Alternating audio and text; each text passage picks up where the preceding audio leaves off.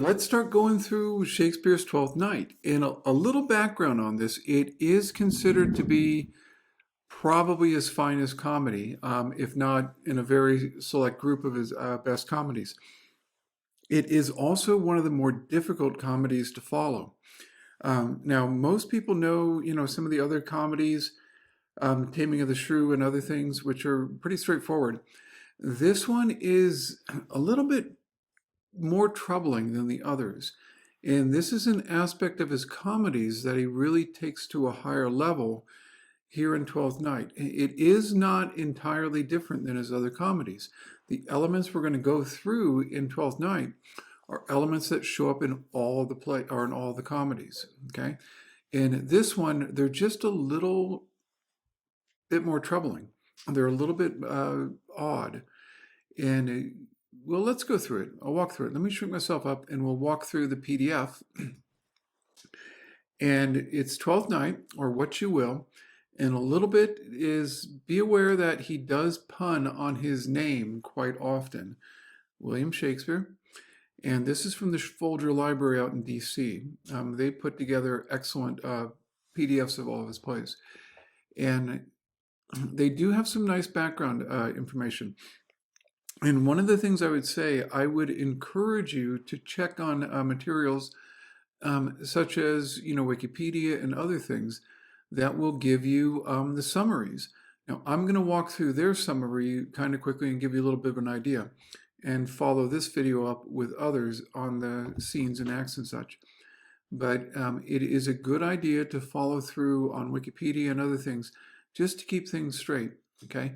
This play is difficult to follow on purpose, okay? It is difficult to follow. It can, however, be followed if you keep things straight. But it's very important to keep that in mind. It is intentionally confusing, okay? And you'll see it. It's going to happen pretty quickly.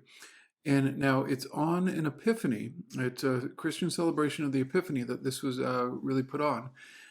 And an epiphany is a real insight. Now, it's not a realization of, something minor. It's it's a deeper realization. It combines love, confusion, an enormous amount of confusion, mistaken identities, and joyful discovery. One of the words that I'll go over is this word called misprision. When people misapprehend what's really going on. It can be both superficial, but it can be at a deeper level when people don't quite understand what's going on and they misunderstand it and they act on that misunderstanding. Okay? They misunderstand it and they act on that misunderstanding. That is the element of the Shakespeare play that is somewhat different from others. He really works with confusion. And now he starts off the play with the twins, Sebastian and Viola, right from the very beginning. You have a brother and sister who are twins. And now, mind you, they're of different genders, and Shakespeare has a lot of fun with that. Shakespeare, as a little note, was probably at least gay. He may have been bisexual. He was married and had a child, but he apparently liked men quite a bit while he lived in London. And it wasn't against the law. It wasn't shameful. Homosexuality wasn't. But it was kind of keep it under the surface, okay? We won't talk about it openly, and don't ask, don't tell kind of stuff. It was kind of the social convention of it. But there weren't any laws against it or anything like that that were really enforced. Nobody really cared.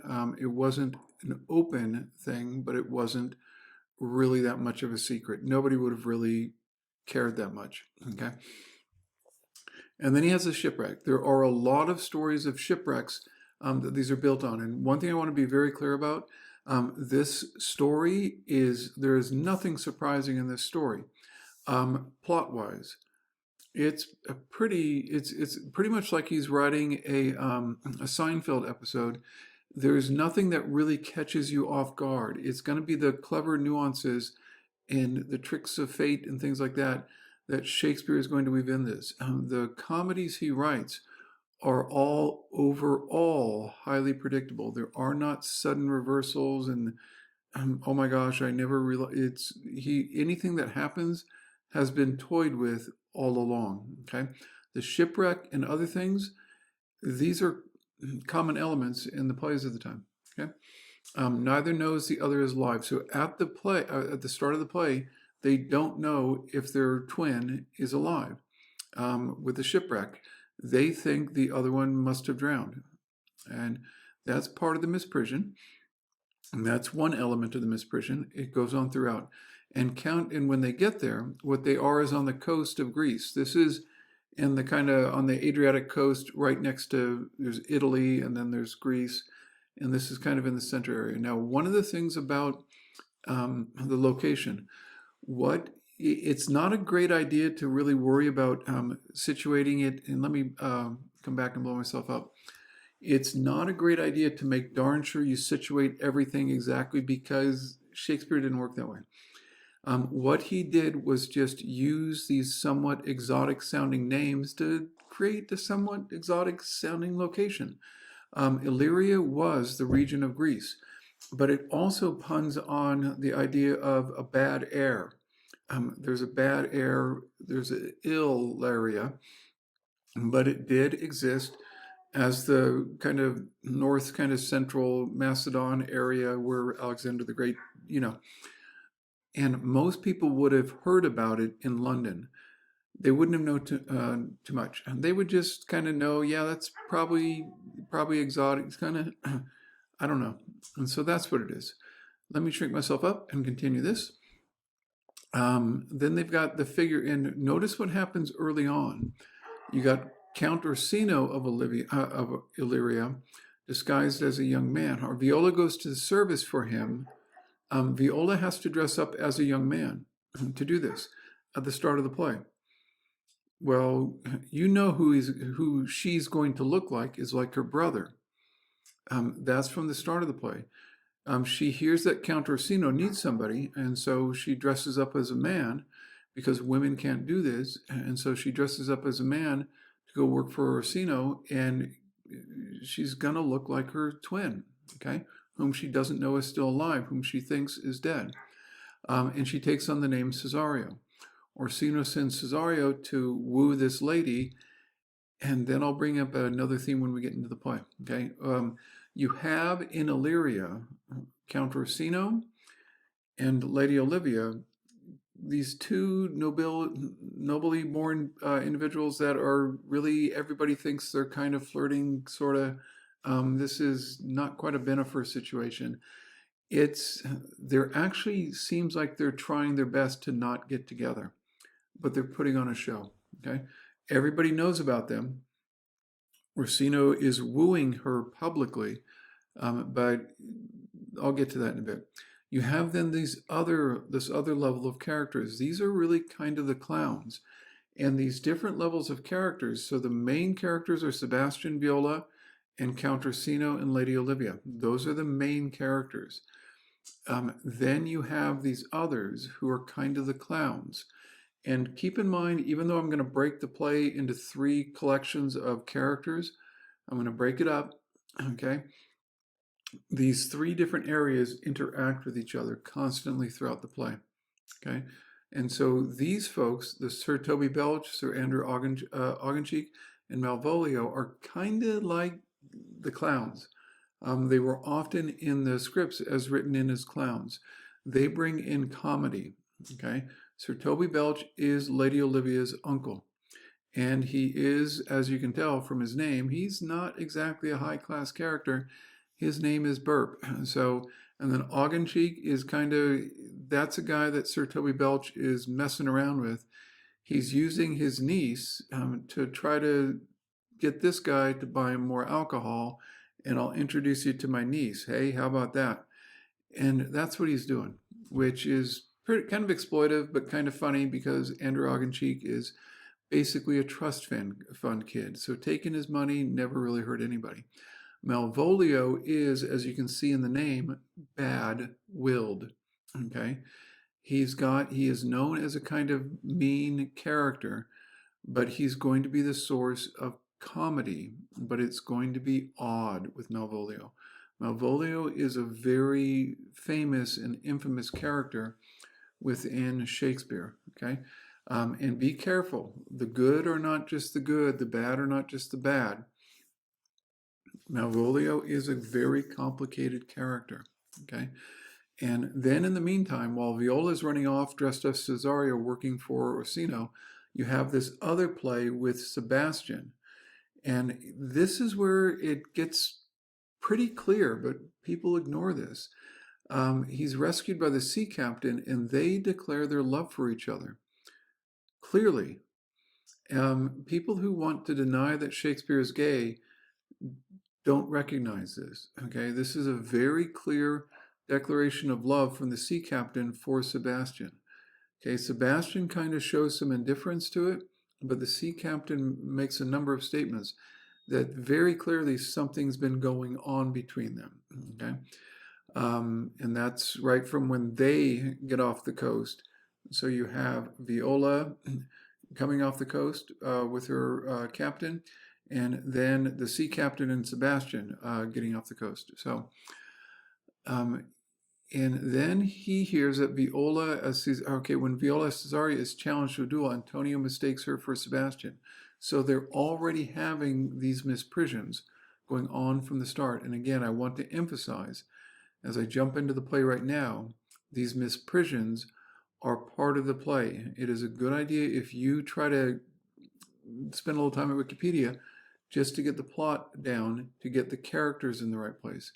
Let me go ahead and jump into the play itself. Okay. There are the characters. The main ones are Viola and Olivia, and then Maria is going to be part of the clowns, but she also is this bridge. She works as a bridge. She is clearly the most intelligent one of the women, of the clowns. Okay, she isn't really that clownish. Belch and Malvolio, yeah, they kind of are. And Augencheek, they're kind of funny. The fool is Festi, who is really pretty darn clever. He's very sharp. Okay. Some people say he is the embodiment of Shakespeare in this play. I wouldn't take it that way. He just has some insight, and he exposes the surfaces that other people are putting up, and he does it in a way that's very superficial. He puts on a show to expose other people putting on a show, if that makes sense. And that's what he does throughout. Okay, the other characters, Orsino and all that, let's jump in. I'll just make sense of them as we go through. And I will try to get through, and the play is built on 5 acts, and there are scenes within each one. I'll try to get through a couple right now. Okay? And Orsino comes out. If you're reading Shakespeare for the first time and you can watch one of the plays on YouTube or something like that, notice how phony Orsino is. And he says, if music be the food of love, play on, give me excess of it, that surfeiting, that appetite may sicken and so die.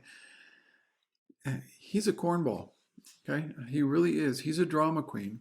Orsino could not be really less convincing. He's trying to act like he's the heartbroken duke who just loves Olivia, and she won't respond to my, entreating her. It's really looks phony. And this is part of, you get a sense that Orsino is putting on a show, that he is not really emotionally distraught over Olivia ignoring him. Okay, he's putting on a show so everybody can see. And what this is going to bring up is this notion of seduction, of putting on a show in order to get people's attention. Okay, and you get that with Orsino right from the beginning, but he is very phony. And you get that right here. Will you go hunt, my lord? What curio? That heart. That heart is a deer, by the way, would be a deer. Why, so I do, the noblest that I have. Here Orsino is playing on the term heart. It's heart here, heart for emotion, and heart for a deer. And watch where this goes. He plays on the dual meaning of heart. but he doesn't do much with it. It's kind of flat. Oh, when mine eye did first Olivia see, methought she purged the air of pestilence. That it's bad writing on purpose. That instant was I turned into a hart, and so my desires, like fell and cruel hounds, ere since pursued me. That is an allusion. This is an allusion to Ovid. And if you don't know Ovid, let me blow myself up. He's an amazing Roman poet. He is extraordinary. And I did spend some time reading him in the Latin. He is that's the source of more allusions in Shakespeare than all the other classical sources combined. Shakespeare loved Ovid probably more than I do, if that's possible. This is an allusion to the story of Actaeon. Actaeon is a story that Ovid put in the Metamorphoses, which Shakespeare plumbed for stories again and again and again throughout. Okay, he's alluding to Actaeon, who was going through the woods as a hunter, and then he comes across a goddess, Diana, and she's taking a bath. Diana gets angry, turns him into a stag, and his dogs attack him. Okay, so that's one of many allusions you'll get to Ovid. I won't make a big deal out of this, but I just wanted you to know that Shakespeare draws heavily on Ovid more than any other source entirely. So let me shake myself back up. And this is his assistant. It says, so please, my lord, I might not be admitted, but from her handmaid do return this answer, that the element itself, 'tis 7 years' heat, shall not behold her face at ample view. What she's doing, what Olivia's doing, is putting her face behind a veil again and again in a sign of mourning. What's going on with Orsino and Olivia is they are both putting on shows that they are withholding their true intentions. They're putting on shows that they might be interested in each other, but you get the idea that they're putting on an act, okay? And you get the idea that these actors are putting on an act. Shakespeare is well aware that he is writing for actors on a stage. And this notion of all the world's a stage is now, again, coming back onto the stage. He has actors playing parts of other characters playing parts of them being phony. And one of the things to be aware of is, especially with Cesario and Viola and all this, is understand there were young men playing the women's parts, and Shakespeare would have been aware of that, and the audience would have been aware of it. And so when he has a young woman playing a young man, it's actually a young man playing a young woman playing a young man. And Shakespeare would have thought, yeah, I could work with that. He would have fun with that. That constant using of veils, of covering things up, playing a part, is what Shakespeare engaged in again and again and again. The seductive dance, keep in mind that those dances with the feathers and everything, it's about withholding something. That's the nature of seduction, is that you always have to give the sense that you're withholding something. That's going on in Shakespeare again and again and again. Okay. Let's jump up a bit. What country, friends? This is when Viola and the captain are on the shore. What country, friends, is this? This is Illyria, lady. And what should I do in Illyria? My brother, he is in Elysium. That would have been kind of not really heaven, but and keep in mind that Shakespeare is blending some classical notions with some European, and it's not really all, it's just a mess, and it's supposed to be. It's just, don't try to work all these illusions out because they don't work. Okay. Perchance he is not drowned. What do you think, sailors? It is perchance that you yourself were saved. Oh, my poor brother, and so perchance may he be. Okay. But it's important to know Sebastian's still alive. Okay. The captain is telling Viola, you're lucky you're alive. To hope for Sebastian's survival is ridiculous. But you know what?